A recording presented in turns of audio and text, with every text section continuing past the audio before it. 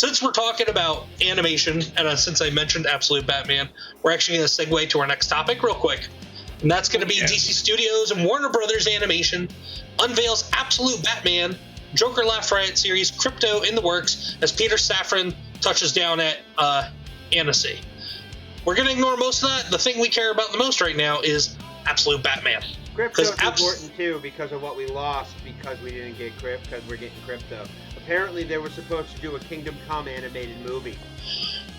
I couldn't care less about Crypto just because of how they're using him in the live action. I don't even want to see the unanimated Crypto. I couldn't give a shit. We lost Kingdom Come to get a Crypto movie.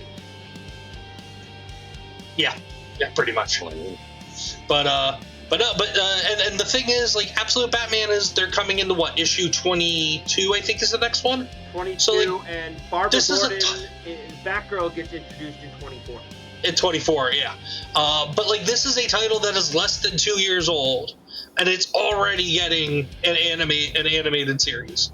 Like, there's definitely people have been everybody's excited about it, but some people are worried because, like, are they going to do a one-for-one? Because if so, that has the potential to crash and burn because they will run out of story quickly. Go away, Ags. About the animation, I'm going to be completely honest, because we don't know who's putting it out. It's going to be DC Studio. But my worry is they going to do seasonal? Are they going to just do arcs? Are they going to put a lot of filler in? And more importantly, will their animation be of Invincible quality? Because honestly, Invincible's animation looks like shit. It's going to be on Amazon? I don't think so. Let's go through the article. Yeah, where are they publishing it at? I thought it was going to be a movie, not a cartoon. Yeah, DC Studios, Warner Brothers Animation are partnering on a series adaptation of Scott Snyder and Nick Dragata's best-selling DC book series, Absolute Batman. Partners announced the upcoming show at a joint presentation at Annecy International Film Festival, hosted by Warner Brothers, DC Studios co-chair and co-CEO with James Gunn joining him on stage. Peter Safran also announced we're adult animation series. Well, because James Gunn is the head of DC Studios, that's why. Not for much longer after Supergirl. Oh, yeah, right. Hopefully. Also announced for adult animation series, Joker Laugh Riot, and an untitled kids-focused project starring Superdog Crypto that is in development. Absolute Batman, Snyder. Oh, okay, there we go. Snyder's going to serve as the executive producer and showrunner. It's an animated show. It's not a movie. It's a show, yeah. And then Dragata is going to be the producer. So that means he'll be able to oversee the art and stuff like that. Reinventing the Batman myths, blah, blah, blah, talking about Absolute Batman. And they're just talking about Absolute Batman stuff. But yeah, so what I think, or at least what I would like to see them do, is kind of do like basically take it down the road of 90s animated Batman, where you're touching on story points that happened in the comics, like very famous story points, but you're also in between like a villain of the week type of deal, but still kind of keeping everything in the same dark grittiness, violent grittiness of Absolute Batman. If they were to do something like that, I think that would work because there's just not enough material for them to do a one-to-one adaptation. There just isn't. 24 issues of. By the time this comes out, it'll probably be another year. So let's say a year goes by and we'll be at 30, let's say 36 issues, roughly. Still, that's not enough unless they're going to do a limited series and they just want to cover like one arc at a time, one arc per year, and they stretch that out over the course of like maybe 12 episodes or 14 episodes, then maybe it could work. But even then, it'd be slow, but they'd still eventually catch up. I think if they take the approach that 90s animated Batman took, I think this has a possibility to be an absolute slam dunk of an animated series. Well, with what's coming for the more than 8 episodes. This is actually more than 8, definitely. I read a lot of the absolutes and I actually pay attention to it for when I make some stuff. What's up, Wolf? No, you take that, dude. You take that back. I see Pascal on it. I walk. I am tired of that motherfucker and everything! Da-dun. But I think Absolute Batman would actually serve as a better anime style with the art style than it would with something a little more traditional.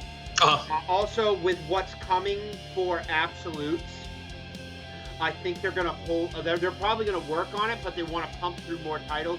Like we still have. I think we're gonna get an Absolute Finest. I think we are 100% gonna get a formation of the Absolute Justice League, which is actually the Absolute Legion of Doom. Yep. And then we are 1,000% already announced in a comic an Absolute Crisis. But this is all stuff that they're still building up towards. We still have a couple of years out before any of this stuff hits. Yeah. Manhunter is ending. I tried to read that shit. Dennis Camp is a fucking idiot. But the art... Sidebar. I've been saying for the last week on X, and people have been getting pissed at me, Denise Camp is an absolute fucking hack of a comic book writer. Carry on. I think the writing was okay, but the art was very jarring for me because of the grays with the massive splashes of color and everything. Yeah. It really messed with my eyes. I couldn't read it. I'm loving Absolute Wonder Woman, Absolute Superman, and I have yet to dive into Batman. Green Arrow. Catwoman is actually a sleeper. That was good. So good. That was really good. I went in having low expectations, and they got jacked up. Holy shit! I did not expect that to be that good. They definitely have a hill to climb with this, depending upon how they approach it. Prof, what are your thoughts on this? I don't think they do more than 8 episodes a season because nobody fucking does more than 8 episodes of anything at all anymore. I don't even think X-Men 96 or 97 was what? I think it was 8 episodes, right? No. Or something like that? Was it? I don't think it was more than 8. Well, let's take it to look down the old Google machine. That's the new animated thing, dude. Nobody does television like we're used to it. What 24 episodes in a season or something? That's dead. The reason for that is because the fucking bloat of Hollywood budgets. Yeah, the bloat of Hollywood budgets of producing a movie has carried over into animation as well, man. Especially the ones that are put on these animated series. Well, yeah, it's specifically it's specifically for these series that go direct to streaming services. That's the big thing. Now, everything, especially superhero. The last one you're going to see ever that was like that was what was that? The last Superman series they did on WB. That's going to be the last one you ever see that's going to be produced like that.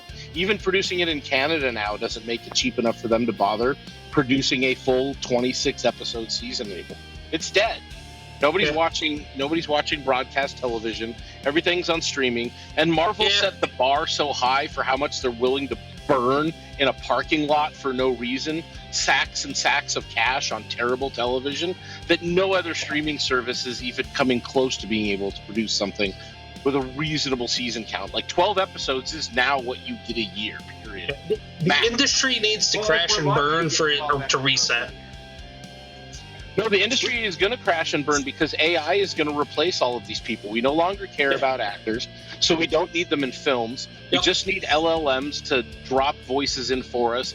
Maybe you need writers still. They might be the last because they got to put in the prompts for the AI and all that. So. Exactly. They won't be writers anymore. They'll be prompt generators. But yeah, it won't crash and burn. It's going to turn into something where there are no celebrities inflating budgets. They won't need it for what you're paying for Robert Downey Jr. in Doomsday. You could buy an entire. You could buy a building to fill with racks of NVIDIA chips and just generate a Robert Downey Jr. Well, his generating him until he's dead and long after. Yeah, and I heard recently his contract is it's like $80 million plus percentage of the revenue that Marvel takes in. That earlier. 1 second. Did you? Twitter post. All right. Well, while you're looking that up real quick. Go through my history to find it. 1 minute. No, you're fine. While you're looking that up real quick, he's Prof. got a giant trailer park built around those two, like Downeyville or whatever. He has he has a compound. And I don't necessarily whatever his beliefs are. He's not an annoying actor, but that's the thing. So many actors have become annoying in the era of social media that we don't care about them anymore. For sure, it doesn't matter. There are no celebrities. It's dead. So replace them with AI. And make movie tickets cost $10 again. But just real quick, Prof. So season 1 of animated Batman, technically 60 episodes. Yeah, Season, these are so season- weird. Then, dude. season 2 was 10. Season 3 was 10. And season None of 4 it was makes 5. sense, yeah. Well, dude, how many episodes in the first season of One Piece? Like 1,100 or some shit. I don't know. Well, I mean, Seasoning yeah, is never but perfect. If you enjoyed this video, please hop into the comments and let me know your thoughts on what we discussed today. And thank you so much for watching. Don't forget to hit that like button and subscribe or follow wherever you may be watching this. Last but not least, don't forget to have a super day.